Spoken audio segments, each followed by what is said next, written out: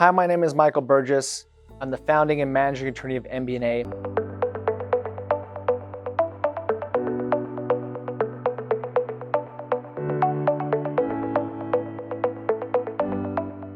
This video is what I refer to as my Chapter 3 roadmap. I've gone over Chapter 1 and Chapter 2, but to reiterate, Chapter 1 is setting up your claim, getting you to a doctor. Chapter 2 is the treatment phase. Chapter 3 is the settlement phase. First off, if you've made it to Chapter 3, bravo. Sometimes that treatment phase is very difficult and the opening phase is unbelievably difficult, but there's light at the end of the tunnel here. Let me explain to you what a Chapter 3 is. Ultimately, we're past the treatment phase and a doctor has determined that you are at your point of maximum medical improvement and you are what's called permanent and stationary. That is when they issue a final report, what's called a permanent and stationary report. That is what I need as your attorney to really start litigating and working on the settlement phase of your case. At the end of the day, remember that in workers' comp, the value is based on a doctor finding permanent disability and need for future medical treatment. So in workers' comp, if you've had a complete recovery, there is no pot of gold at the end of that rainbow. So it's about getting good medical evidence, establishing that you've not had a full recovery, that you have some residual disability and need for future medical care. Now, a lot of my clients freak out when I say this permanent disability, and I don't want to have permanent disability. Let me be clear, it's a legal abstract. It doesn't mean anything. That's how they determine what your compensation is. In workers' comp, there's literally a money chart, 0 to 100% disability. The greater your disability is, the longer the duration of disability payments, generally paid at $290 per week. We do want medical evidence finding permanent disability, but that doesn't affect you in your ability to work at your current employer, your future employer, nothing like that. Again, work restrictions impact you in your ability to work, and that has nothing to do with your compensation. Permanent disability is based on a book called the AMA Guides, American Medical Association Guides. It really breaks up objective evidence of injury. These are like X-rays, MRIs, EMGs, diagnostics, objectives, and it correlates that with your subjective complaints and how they impact you in what's called the activities of daily living. Now, that final report that I get is going to address a few things. It's going to address, did you have a full recovery? If you didn't, what are your whole person impairments? That's ultimately the input for disability. It's going to address what the causation of that is and apportionment, whether some of that is apportioned to non-industrial or is it all industrial. There's also something called Benson apportionment, which is if there are multiple dates of injury, can the body parts and disability be portioned out amongst the multiple dates of injury? Ultimately, the more that disability is partitioned out or apportioned away, it reduces your value. So we want to show that everything is on one date of injury or inextricably intertwined to one date of injury with the greatest amount of permanent disability and the greatest need for future medical care. Now, there are a lot of nuances that go into settlement, but I just want to hit the major points, and that is this. The first one is, what is your permanent disability? And what does that rate to, and what's the valuation of that? And the second one is medical treatment.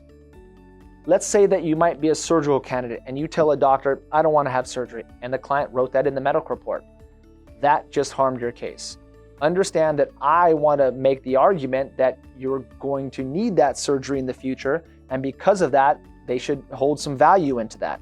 But if the medical report says you'll never have it, and I reach out to the defense attorney and make those arguments, they're going to be like, we know the client's never going to have it, so I'm not going to offer consideration for it. Now, there are two ways workers' comp cases can settle. One is called a stipulation, the other is called a compromise and release. Under a stipulation, all you're doing is locking in what body parts are industrially injured, what your compensation is. That compensation is paid out over time, and then future medical is theoretically left open. I say the word theoretically because anybody who's been in the workers' comp treatment arena knows they deny a lot of stuff and it's a bit frustrating.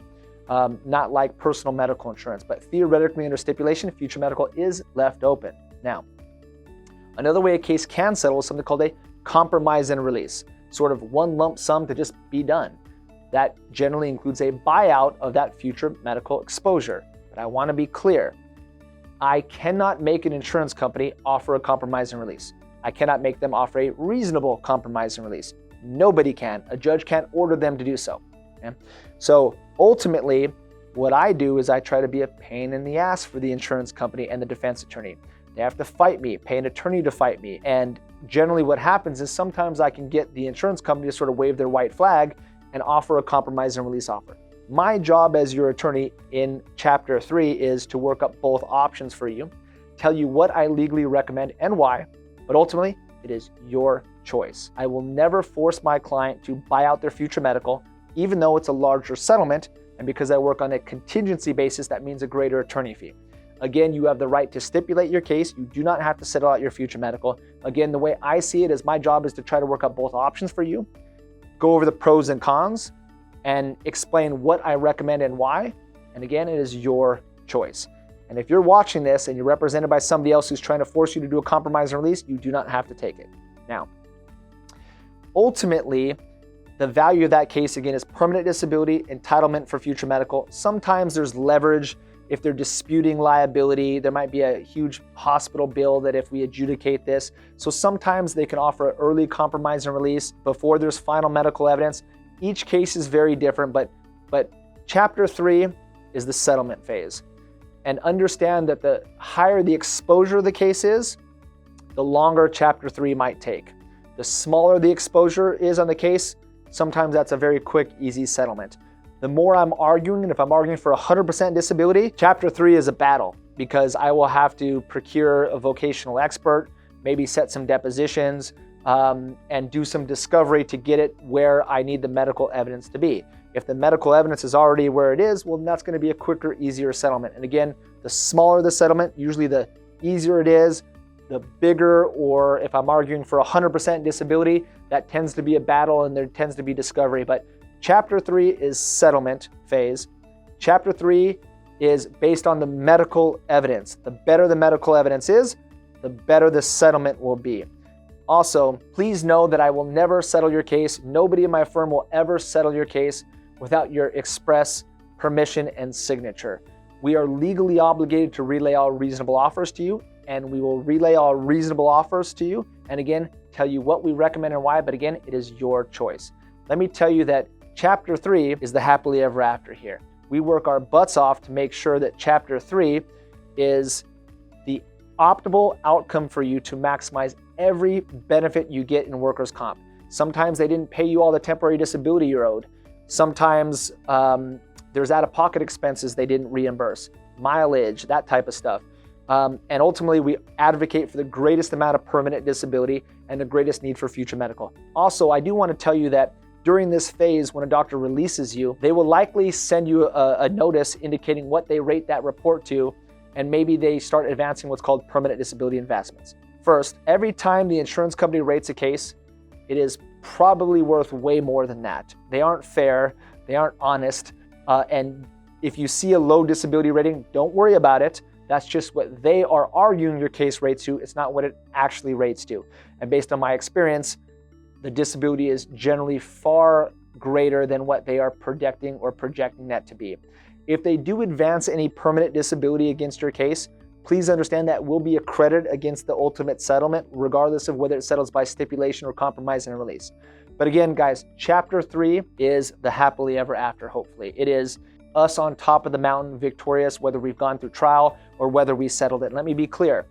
We work up every case as if we're going to go to trial, and we try cases if we need to.